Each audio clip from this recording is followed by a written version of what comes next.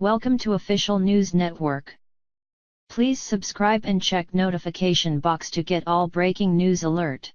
The disappeared accounts from inside China's secret prison. Sui Muqing says he was forced to stay awake while he was interrogated for more than 4 days. Chen Te describes being held in a jail cell so crowded he couldn't relieve himself. And Peter Dahlin was left so traumatized by his experience, he slept with a knife next to his bed. 3 men, in 3 different parts of China.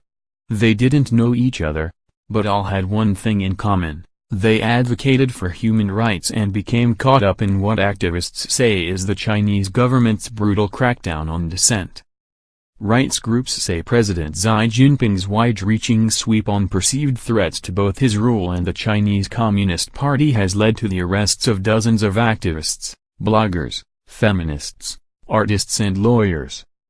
The men, who CNN spoke to in detail over the course of the last 12 months, described being forcibly taken from their homes, detained for weeks, sometimes months, in secret prisons, denied communication with family and legal representation, strong-armed into making videotaped confessions, and ultimately released without being convicted of a single crime.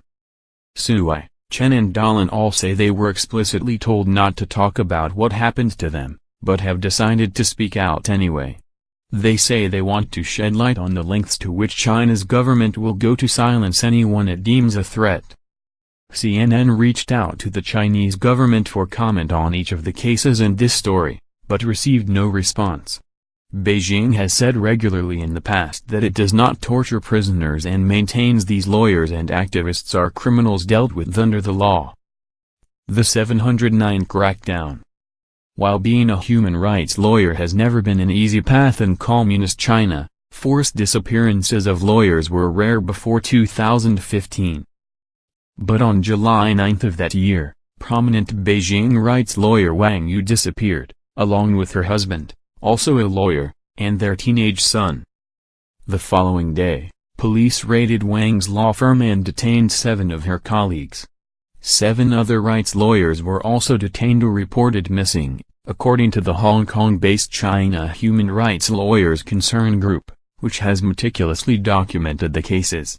It became known as the 709 crackdown, a reference to the date the first arrests occurred.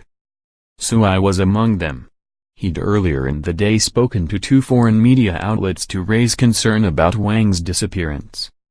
That night, a security guard called up to Sui's apartment and said his car had been scratched in an accident, and when he stepped outside, a group of police quickly whisked him away, said Sui. He wasn't seen again for nearly 5 months. 2 days later, on July 12, the same thing happened to Chen. He said police asked him to come down from his apartment to answer a few questions. I intentionally left my cell phone upstairs in my apartment because I thought I'd be back in a few minutes. He didn't return for 6 weeks. During a period of less than a week, at least 146 lawyers and their families were detained in a nationwide swoop, according to China Human Rights Lawyers Concern Group. Rights groups say the roots of the crackdown on lawyers can be traced back to an editorial in the overseas edition of state-run People's Daily in July 2012, which warned the United States would use 5 categories of people to destabilize the Communist Party's near 7-decade rule. Rights advocates and lawyers were at the top of the list.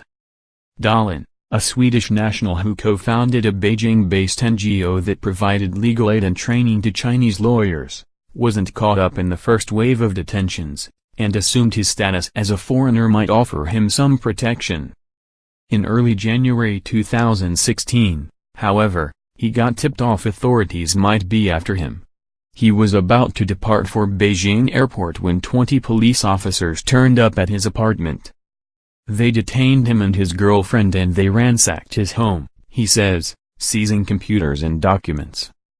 Dahlin says he was accused of masterminding a plan to smuggle the son of Wang Yu, the first lawyer to be detained in the swoop, into Myanmar, in an effort to evade authorities in October 2015. He said investigators realized early on he had nothing to do with it, but instead of letting him go, quickly turned their attention to his NGO, Chinese Urgent Action Working Group, pressing him to give up information about his colleagues and other activists his group worked with. Authorities said that Dahlan worked for an illegal organization that sponsored activities that jeopardized China's national security. The NGO said it undertakes rapid response assistance for rights defenders in need. By October 2017, some 321 lawyers, rights activists, their family members and staff had been caught up in the 709 crackdown, according to the China Human Rights Lawyers Concern Group. The rights activists held captive weren't just concerned about their own well-being. They say their loved ones were also threatened. Dahlan's interrogators made it clear that they'd keep his girlfriend, a Chinese national, in custody for as long as it took to resolve his case. "She was taken hostage just to put pressure on me," he said. Dahlan asked about his girlfriend every day but got limited answers. They said she was being treated quite well. That she was being given yogurt and fruit and things like that. She was allowed to make a few drawings and do yoga in her room, he said. They knew she had nothing to give them. Finally, after more than 3 weeks, Dahlan was told he was going to be released, but he had to do one thing: confess on camera.